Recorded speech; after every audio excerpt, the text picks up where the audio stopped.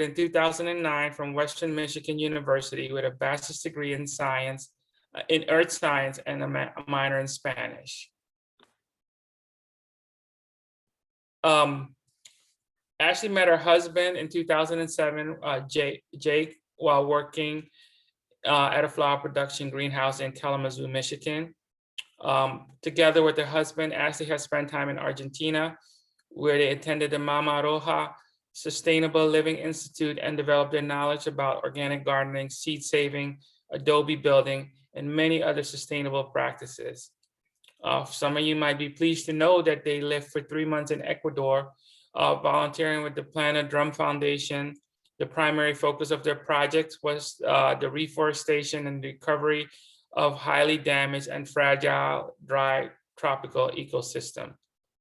In the spring of 2011, they moved to Silk, Colorado, where they apprenticed at the Peach Valley CSA and learned how to grow vegetables on several acre scale, raise hens for egg production, and how to run a CSA. The following season, they worked at the Early Morning Orchard. There they focused on managing orchard and growing produce for several markets. They decided to come home to Michigan and put their education and passion into growing fresh and healthy food here in the Keweenaw, sorry. And now I'd like to turn it over to Ashley. I'll be monitoring to the chat for any questions.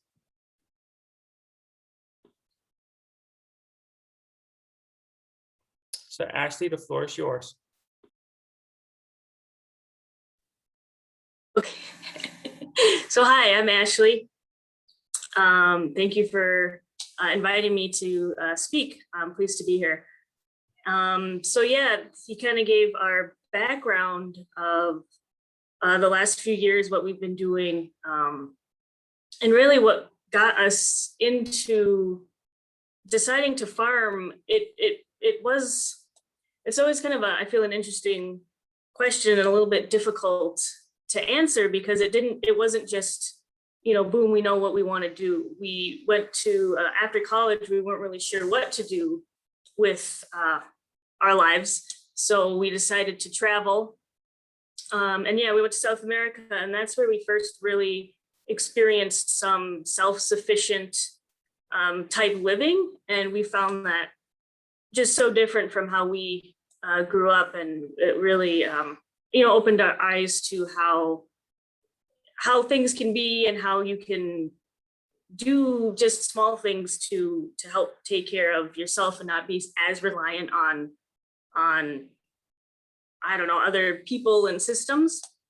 And then that's where we first started seeing some, you know, gardening, composting, seed saving, things that we hadn't even thought about before. So when we got back from South America after just a really amazing experience, again, we weren't really sure what to do. So we decided to move to Colorado. Jake's brother was living there, and we thought we would get, you know, jobs that were in our field of college, but we saw some internships open up for some small farms. So we checked that out, and we got accepted to the Peach Valley, and that was amazing. So we both moved to Silt, and we lived on the farm with the owners, with the farmers, in a little apartment off of their home. And we spent the whole summer, I think it was March through probably October-ish, and we learned the whole growing season, from starting the seed to planting, harvesting, learning how a CSA runs. There were things, the first meal they had a greens mix in their salad, and I didn't even know what greens were. Arugula, I had no clue. So that was really fascinating to learn all these different vegetables that I just didn't really even know existed. And that really, we just really enjoyed that when we learned how hard the work can be, yet how rewarding it can be. And then after that internship, we moved to Palisade, Colorado, where we actually got a job more as working on a farm and not necessarily interning. And that too was very interesting. But the difference between those two was the first farm, they they were just your typical, middle class couple that kind of started from the ground up and worked their way up to where they were. Whereas the second farm, the owner was like an actual millionaire who just decided he wanted to start a farm. And so that kind of was a really interesting shift, going from using what you can and being very frugal to just, if you need it, you buy it. And we didn't really quite, that wasn't really quite for us, that style of growing. Although we did learn quite a bit from the hands-on growing, and especially in the orchard, and working in some greenhouses was really neat too. But towards the end of that Palisade experience, we decided we might be ready to start our own small farm. But in Colorado land prices, we just didn't know how we'd be able to do it alone without working with someone. So that's where we met. Well, actually, my mom met Tom Lennington in Lake Linden, and he was kind of looking for someone to lease some of his land that he wasn't using. So that's what brought us back up to the UP, was knowing that when we got here, we'd be able to kind of start right away with someone else's land. And that worked out really well for the first year. Of course, the difference in the growing season between Colorado and here was so shockingly different. I can't even describe that first year. I remember we planted peas. Well, in Colorado, we were planting in March. I mean, it was 80, 90, no problem. And then here we planted peas, and I'm like expecting them, I don't know, probably early June, and they weren't happening. And and we already had I think maybe 10 or 13 CSA members for our first time without even really knowing what we were doing up here. I look back and think we're kind of a little crazy. And finally we get peas, and it was probably in July. So just the shift from Colorado growing to here was such a shock, but we were able to somehow we were able to grow enough to supply our small CSA. And then also there was not a farmer's market in Calumet when we got here. And we were used to going to 4 in Palisade, 4 markets a week. So we got up here. Luckily, Tom Tickenen was the Main Street coordinator. Well, we were able to get in contact with him, and he said, yeah, we have tents and tables from a market that used to be in Calumet that sort of fizzled out.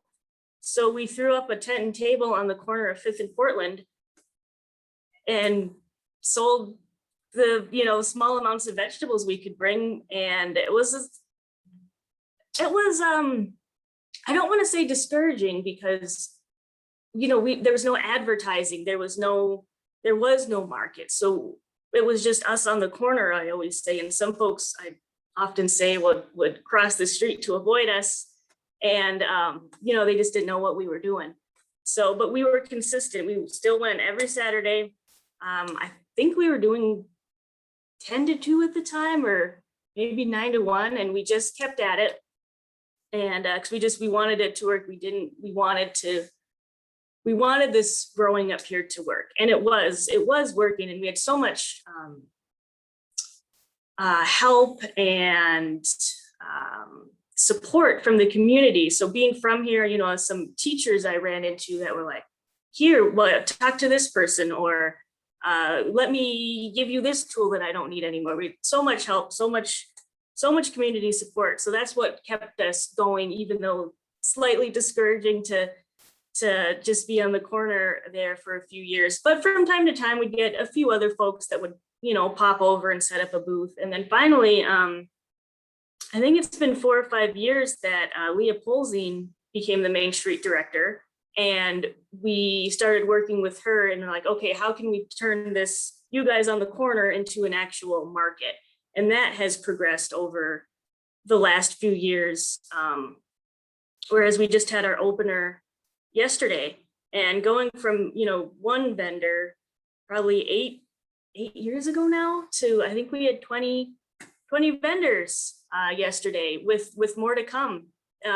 towards the middle of the season. So that is just amazing. And it's because of the community, it's because of the support. And that's why we're been thriving, I think anyways. And so that's been really wonderful to see.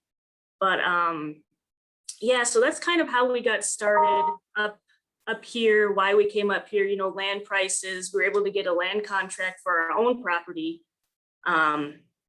which was really helpful because it's hard to get a loan at first. And then also we leased land from the Hughes farm while we were getting our land ready to farm. Because when we bought it, it was overgrown. It was not farm ready, so to speak. So thankfully, through the Hughes farm, working with them for 4 years on their property, that really helped us continue the business and to grow it quite a bit each year. I mean, every year we were adding CSA members, bringing more to market, starting to go to a couple of restaurants in some small ways. And that's just an increased every year. So yeah, also though, I guess one thing is kind of the economics, I suppose, behind farming. And there's so many ways to go about it. Some people, they make a business plan, they bring it to a bank, they get a really, really big loan, and then they can go all in. Whereas Jake and I, we didn't even really think about doing it that way. We were a lot younger back then, and we didn't have a business background. We didn't have marketing background. We just were sort of going for it. And like I say, now it seems kind of crazy the way we went about it. But what we did was we started really small, and we always had jobs otherwise. But which it's good and bad. I think either way can be good and bad. Those jobs, although they took us away from the farm, so we grew very, very slowly, and we're very, very stretched for time because we had to go to our other jobs throughout the summer. Those jobs, I learned so much from those jobs. So I was at the co-op for a few years, and that's where I met Gary Hughes. And that's why we ended up leasing land from him. He was retiring right as we were starting. I met a lot of other growers there, customers, that were interested in local produce. He was in the produce department, working with the produce itself. So that, I learned a lot from that job. Working at Keweenaw Coffee Works, I learned a lot about running a small business, about marketing, balancing time. And then in the first 5 winters, Jake and I, we were the innkeepers at the Laurier Manor Inn. So we lived and worked there, and that gave us a lot of experience, again, working with people, but working with a business that never stops. It's like a 24/7 thing, because we ran it all winter alone, basically. So we were doing breakfast, guest check-in, cleaning, snow removal. We were there full time, and people can call at any time. So we got to see how a business sort of runs without the clocking in, clocking out like the farm is. So although it made for a lot of work, and it's probably made us grow more slowly and over a longer period of time, the farm that is, I think I'm glad the way we've gone about it, because like I say, what I've learned from those other jobs has been very vital, I think, to what I've brought and Jake has brought to the farm. But yeah, there are many ways to start a farm, but that's how we went about it for us. So yeah, I have some other things to talk about, but I don't know if we need a break for questions, or if there's something else I should bring up right now. So actually, I can interject here, and maybe can you explain what CSA stands for, and maybe the context and the history, how they came to be, so people have a little bit more background, like just not specifically to you, or how prevalent are they, and where did the concept come from? Sure. So CSA is community supported agriculture, and the kind of the basics behind it is a lot of startup money is needed at the beginning of the season, but you aren't particularly producing at the beginning of the season to earn that money. So with the CSA, you have your members who pay upfront for vegetables later in the season. So we start in February where we send out our email, and we get people who sign up, and then we will charge for a half share or a full share. That person pays upfront, and then that gives us the capital to get our seeds, continue to build infrastructure. Every year I say, let's I don't know what I'm thinking. Let's not put as much. Let's try to not spend as much money on the farm. And then every year I mean, you have to. Most of what you earn goes back into the farm as you expand, as you fix your mistakes that you've made, as you build infrastructure. And yeah, so that really helps to have that upfront money to pay for getting yourself ready to grow. And then for us, June hits mid-June, and then we start the shares. So what you're paying for is a weekly box of produce, whatever is ready that week. And that's the general concept for most CSAs, is you pay in advance, and then you have a box of produce that is picked that week fresh. And some people deliver, some people, pick up. We have 2 pickup locations. And then, yeah, it's already paid for. No money is exchanged anymore. It's just simply your produce once a week for a determined amount of time.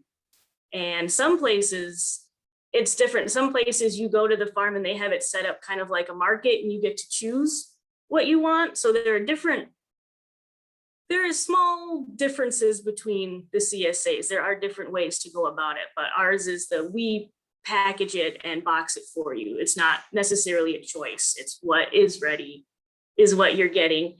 And I think it started, they've been around for a long time. I know the one we worked in Colorado was one of the first ones that started in Colorado, and that was 30 years ago.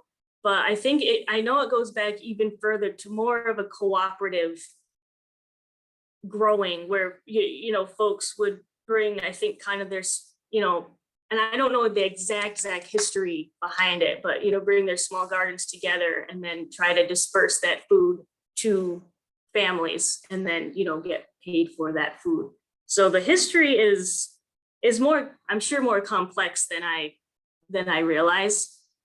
But I do know that they are increasing in popularity. When we came up here, there were 1 or 2, maybe a few more than that. And there's probably still about the same amount, because some people have retired, some people have left the area who did CSAs. But I think there are starting to become more, because the demand is so high. We have a wait list this long, and we can only take so many people. It's just Jake and I running the farm on a couple of acres. So we have a capacity, and we always say we want the quality and the quantity to be there over making more money and stretching our product out over more people. So we don't really want to start doing that. That's why we kind of keep our CSA small for now, until we're able to confidently grow more food. So yeah, that's kind of how CSAs work and what they're about. Thank you, Ashley. Some questions came in. I have a question here from Robert and Marjorie. How much per share, and what does that represent? Well, for us, this is just personally speaking, our half share is $3.50, and we say that feeds about 1 to 2 people, and it's not a full diet by any means. If you are a vegetarian or a vegan, it might not be enough. It's kind of a supplement to what you might be purchasing anyways, because you're not going to get broccoli every week. If you love broccoli, you might only get broccoli 2-3 times, as much as we're able to grow it.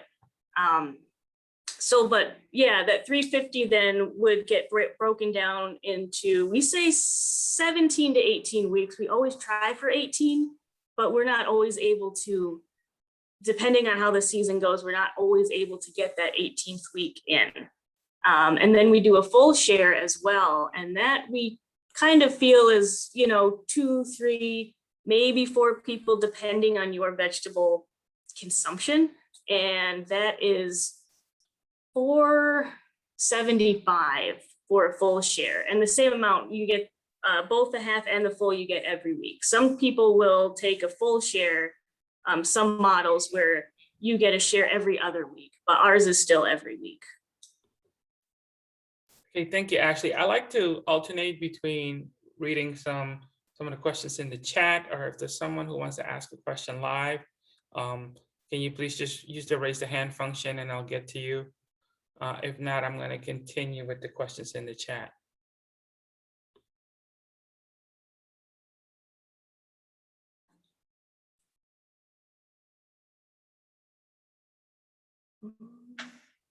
All right, so I don't see any, I don't see any hands, so I'm going to go to the next question. Let me see where we are. I got a few of them. How many members are part of the CSA, and how many weeks does it run? So currently this year, we, at the height of when we were growing, I think we were up to 40 members, and that was a big stretch for us. I feel we were able to confidently fill those shares, but after that season, we're like, I think actually too, that was the last season we were on the Hughes farm. So when we moved to our own property and basically started over in a whole lot of ways from scratch on new ground, we cut our membership back because, again, we did not want to overextend ourselves and not be able to. The worst feeling is taking someone's money and then not being able to produce enough for them. Although that risk is sort of involved in the model. You know, members do know, and we do say there is a risk when it comes to the CSA. If for some reason our cabbage crop is wiped out by the ever-present bugs that we have, then the cabbage just isn't going to be there. So sometimes things just don't work out. But yeah, so we do. Now we're at 25 members, although I was going to cut it off at 25, but I added a few more on. It's difficult to say no, especially when you have older members who wanted to continue on and they've been with us for years. So we added a few on. So I think we're at 28 this year. And I'm thinking that might be our cap for a couple of years until I really start to see our property really, I don't know, get growing a little bit better. I think this is our third or fourth year on our property growing, and we're still learning a lot about the best way to set it up, to grow it, to kind of work the land. So as we continue to learn, we may add a few more members, but I kind of like the 25-ish members, and because also the stress of the membership is, and I do put a lot of unneeded pressure on myself. Our members are always so wonderful and thoughtful and understanding when things go wrong, but it always hits me really hard when a crop doesn't do well and I can't add it to the shares. It's just, I don't know, it's the worst feeling. So having 25 seems like a kind of a good number for us. And then we just are kind of hoping more farms or maybe even farm co-ops, maybe a group of people who get together, their big gardens, and work out a CSA that way. We're just kind of hope more CSAs start popping up instead of us feeling like we have to expand when we might not be ready to expand. Thank you, Ashley. I have a question that kind of goes along. It's a follow-up to what you shared about the labor intensiveness. So do you have any members who help with planting, weekend, and harvesting? Yeah, that's a good question. When the CSA we worked at in Colorado, they had quite a few. I think it was 100-member CSA, which is crazy. And they probably had 10 or so working members, they called them. And we have tried that in the past with a few folks, and for different reasons, it never seems to work out. We maybe get a few weeks, and then it just, things come up for them. So we kind of would expect, say, 6 hours a week, 5 or 6 hours a week to come out and help in exchange for your share. And with the few folks we've tried that with, it just didn't really go. Things came up, on their end where they weren't able to I guess, hold up that amount of time that we required. So we kind of shied away from that model. Although this year we are trying again with one member to see if that might work. And so I guess we're up for that thought, but it almost seems like it has to be the right, I don't know, it seems like the folks who have tried, they just got too busy and weren't able to make it out like they thought they would. So then we had to kind of stop their share, I guess. So yeah, that it can work, but it seems like we have had a little bit of a hard time making that work for us. We do have volunteers that come out from time to time. On our website, I have kind of a volunteer policy because we have had some, I don't know, trouble is not the word, but just difficulties with volunteers where they maybe want to come out, but they more want to say, actually just look around and not quite volunteer. So that's kind of taking time that we would have been working to show them around. So I sort of, in the policy, it's like when you want to come out to volunteer, we want you to be ready, to work. And, we would expect a couple of hours, things like that. And after I put that policy up, we do have a volunteer that's been coming out a couple of times a week, and it has been fantastic. She, because I think she knew what we expected of her, first thing. So that was really helpful to have some of those. That's something we learned from the manor, actually, is making policies. It seems a little strict, but frankly, those have helped cut out some of the back and forth that we go through emails or phone calls. It's just they kind of see how it is on the website, so then they know what we expect, and that has been really helpful. So yeah, I think we might be more in the range of some volunteer, because that is the working member is a big commitment. Where volunteer, you can come out when you're able. And then we do try, once the season gets going, we do try to get volunteers, a few vegetables, here and there if we can. Thanks again, Ashley. And thank you, Mary Crilly, for providing those questions.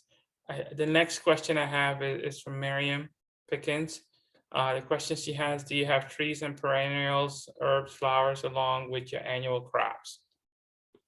Yeah, actually, we started this year flower share. Jake has been doing flowers this whole time, and we've been expanding the flowers. They do really well. He does a great job with them, growing and bouqueting, and they sell super well at market. So we had a member last year inquire about a flower share. So we kind of did a little experiment with a few members, and it seemed to work. So we kind of implemented an actual flower share along with, like, as an addition to the vegetables, and we did 10 of them, and they filled up quick. Like people seemed excited about that option, which was exciting for us. So we are doing a flower share, and then herbs. We do try to include herbs when we can, if we have enough. And then, yeah, trees, though, we have a few old apple trees that we're sort of trying to maintain, but we did plant blueberries, strawberries, raspberries, and blackberries. Those will take a few more years to really start producing, but we are really looking forward to starting to add fruit into our lineup, and then potentially doing a fruit share. So that's another thing with CSAs. You can have just vegetables, but you can, some farms do add-ons where you would, if you want to include fruit in your share, you pay a little extra for that. If you want to include the flowers, a little extra, or maybe more greens.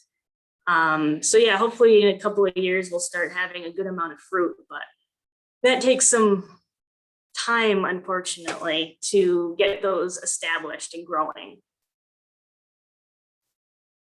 Now, next I have thank you, Ashley. Now, next I have a comment from John Volmer. Well, I guess it's a comment, but a question. I'm looking for a source of leverage or soup celery. Can you? That is interesting. So we actually decided this year to not really grow celery because we have a limited amount of growing space. So last year I really had to look at what we were growing, what took up, what did well and what didn't well. And I had to cut a few vegetables out of the lineup, I'm afraid. And celery was one of them. Not that we don't love it. I love soup celery. The flavor is phenomenal. If you get celery from the grocery store, it's flavorless. It's interesting. And then, but you start the celery so early. So you have it under lights, you have it inside, then you put it in your bed, and for us, it took all season to grow. So we have one whole bed dedicated to celery that we've been growing since February. So that bed space doesn't get used for anything else. And then when you bring it to market, I guess, to be honest, it sounds kind of greedy, but you don't get a very high price for celery. So you have this bed space that is kind of been used up all year for a sort of a low income crop. And we're probably growing maybe 20 or 25, hopefully for the CSA. But I will tell you that the Boersma Family Roots CSA, it's another amazing farm. They're at the Calumet Market and Houghton Market. They grow a ton of celery. So if you look for them at either Houghton or Calumet, you will definitely find lots of celery. Thank you. I think the next question is about, do you farm organically? So we're not certified organic, but we do grow. I guess we grow naturally. We're naturally grown. So if we do use any sort of type of insect, well, we don't use herbicide. If we use anything for bugs, which is really the only thing we would use something on, it's OMRI certified, which is an organic certified spray. And we use it as little as possible, if not at all. Some things, it's impossible not to, like with cutworm, for instance. The cutworm last year and this year have been so devastating to the crops and you can't really find them by hand. The only way you find them is after the plant is completely cut at the base. You spend all this time and energy into your plants, you plant them in the ground, and the next morning you go back to check on them and they're just dead, cut at the base. The cutworm, they don't even eat the plant. I wish they would at least eat it. They just cut it and leave it. So yeah, but organic growers do use a lot of organic sprays. It's just certified organic spray. So we try to use as little of that as possible, only when the crop is basically going to get lost, a complete loss. So yeah, we are more of a naturally grown. We don't like to say organic because that's not true. And I think people sometimes have a misperception of organic and not organic. And you should only say you're organic if you are certified organic, and we are not certified organic. Okay, thank you. I think that sums it up for the questions in the chat. Is there anyone who wants to ask a question verbally?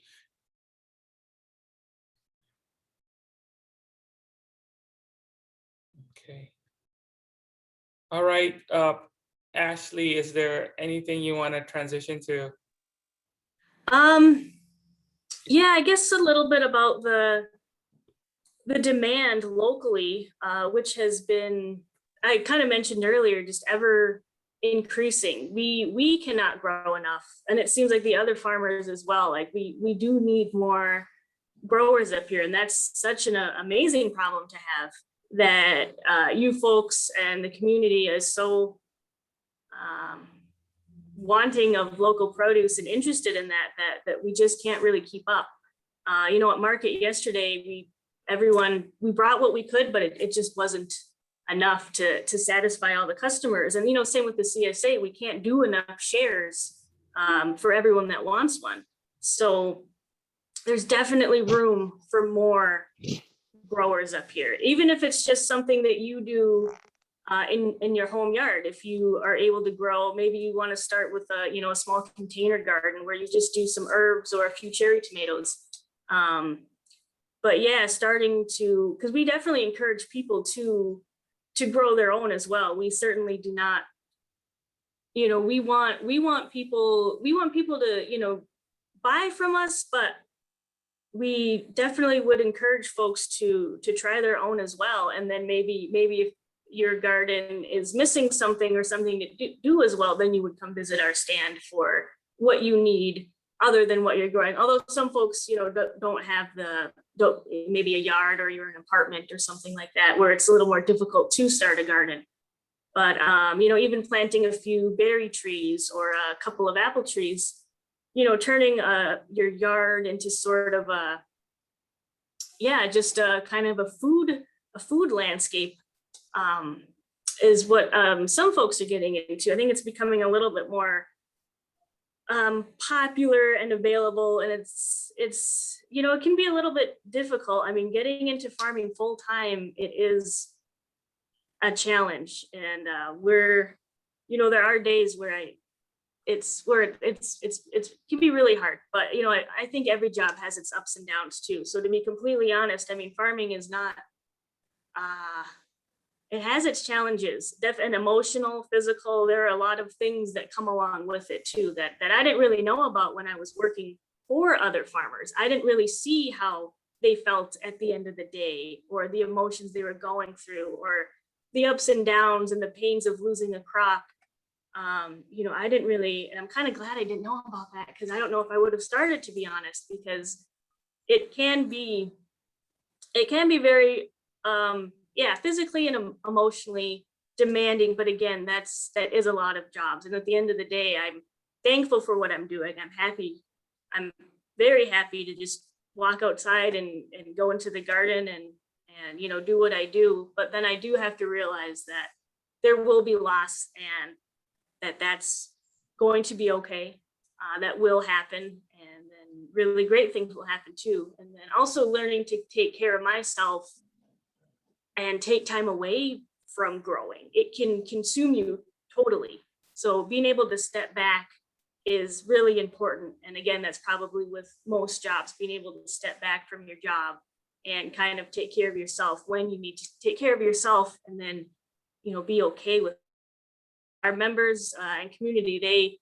They're very understanding, and they're like, if you need breaks, take breaks. And we understand that we see the weather too. Sometimes I feel like we're the only little place that's getting crazy rain and frost and snow and heat, and they're like, no, silly, it's we see the weather, we understand what you're going through. Don't shoulder all of that on yourself. Like, we understand what's going on. And that has been so helpful to help me get through those hard times when our customers and community are just so wonderful and understanding. But yeah, the demand is there. And if anyone has interest in growing, you will. I mean, I can't guarantee you'll sell everything, but I feel like you will. We just can't keep up. I have a question. I can't use my mouse, so I have. My throat's so dry from talking. I'm sorry, what was the question? What's the most popular crop? I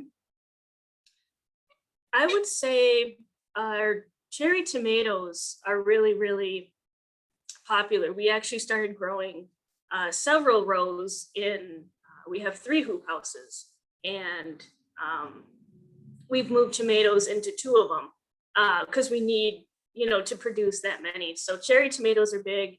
And then honestly, eggplant is sometimes one of our top sellers. I'm always shocked by that, but yeah, the eggplant does really well at market. And the lettuce, always goes well. Frankly, yeah, people just seem like they want, especially as we've grown and, we try to do new things. Like, we grow this, that may seem a little odd at first, but we'll often, if someone hasn't tried something, we'll, hey, take us home, see if you like it. And generally they come back, say, we loved it. Like, let me buy more. So it helps to give out some sample produce. So we're growing this long cucumber. I mean, they can get up to 2 or so feet. It's called the painted serpent. And it is, I don't even want a regular cucumber anymore. Those are junk. these ones, they're so crisp, so tender, so juicy, and so flavorful. But if you were to look upon it for the first time, they look very different from our standards of what a cucumber is. So sometimes the more unique, different produce is frankly the better tasting and sometimes easier to grow if it's a little bit different. The standards aren't always the best, in my opinion. Thank you, Ashley. So John actually had a question before Janine's, and I'm going to get to Janine's, but want to ask you this question. Do you know of any CSAs that are orchards locally? An orchard CSA? Yes.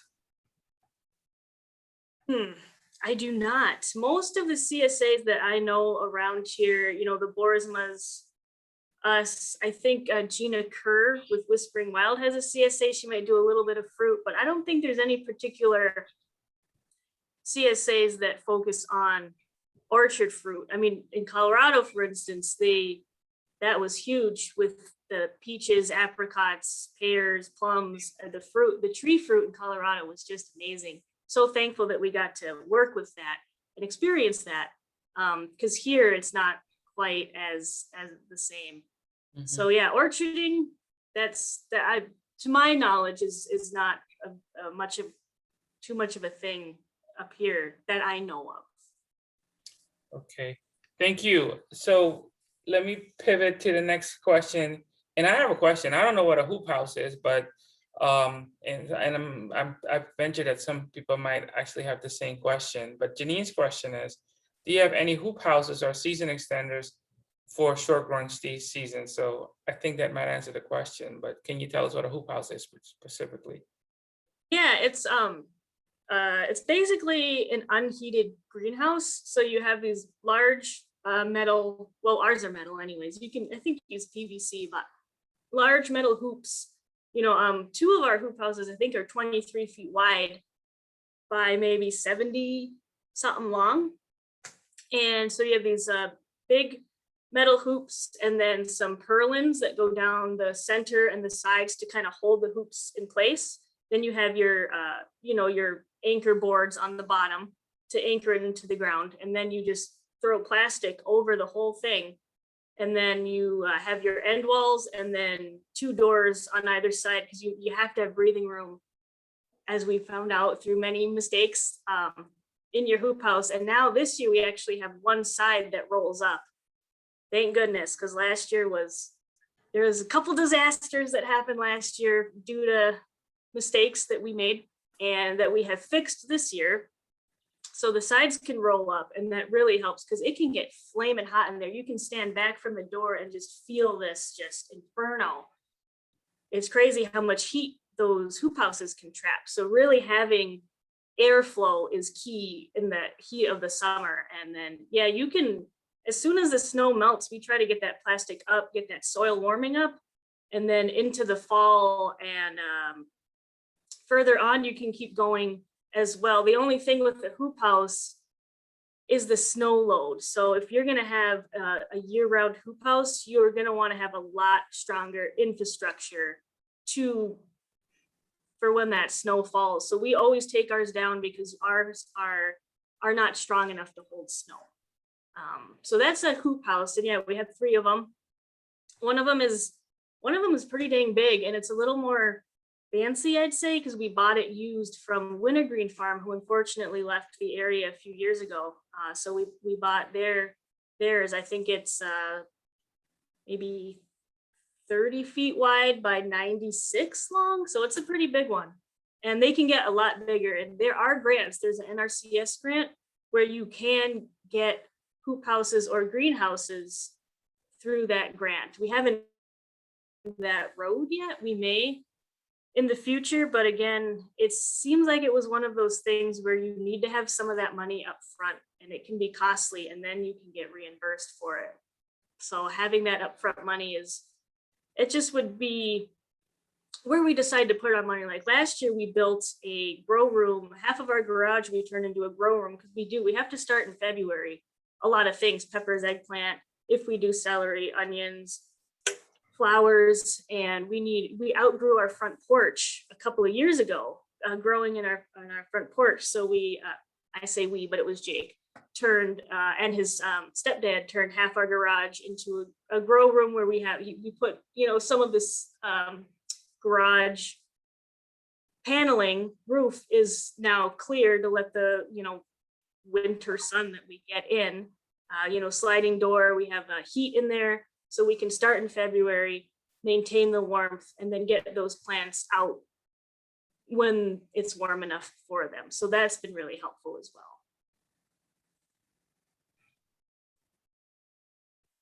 Thank you, Ashley. This has been very, very informative. You know, I could tell by the number of questions that there's a lot of interest in this, and you know, I learned a lot today, and I'm certain other folks have as well. We're almost at 11:30. According to my clock, we are. And I wanted to do a final go around for questions, maybe one more. If there's a burning question that someone wants to ask before we transition, maybe. Going once. Oh, John has his hand up. So John, please go ahead. Do you irrigate? A question just came through. Oh yeah.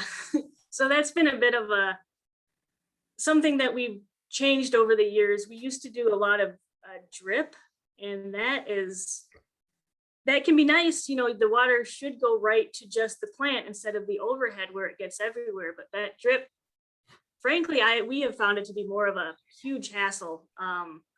The connections, you know, you lose a lot of water through the connections. They're plastic, so they're always breaking. The drip tape can get clogged because you have to have extremely fine filters. So we do have an irrigation pond and a gas-powered pump that pumps the water through different pipes out into the field. That Jake thankfully had the mind to set all that up. So it's not quite where my mind lies, but that's where we have our strengths that come together. And but this year, so the drip is okay, you know, it certainly works. And then we have also done sprinklers, your typical, you know, that kind of go like this and then shoot long. But what we would find is those would also clog. They would get stuck in one position and then blast those plants and nothing else would get water. So this year we got these, they're called a wobbler sprinkler. And so far those have just been amazing. They're not terribly expensive. They're on rainflow irrigation.com. You know, we got them online like everything around here because we don't have a whole lot of farm stores. But yeah, these wobbler head sprinklers have been wonderful. They are extremely quiet, which, you know, doesn't make that big of a deal, but it's kind of nice when you're out gardening and not hear these motors and everything running. And then they cover a lot of area, and they come down and like almost like as a rain would, very gentle, and they don't get stuck. We have, you know, we feel like we can walk away and not have to worry about anything. We come back and everything's well watered. So that has been really a big, wonderful change for us this year, is using those wobbler head sprinklers. And I would suggest them to anybody really, but that is how we irrigate. And our soil is very sandy and it does not hold a lot of water. So we have to irrigate a lot. Thank goodness the property, I mean, one reason we bought it is because it did have an irrigation pond already there, because it was a farm many years ago.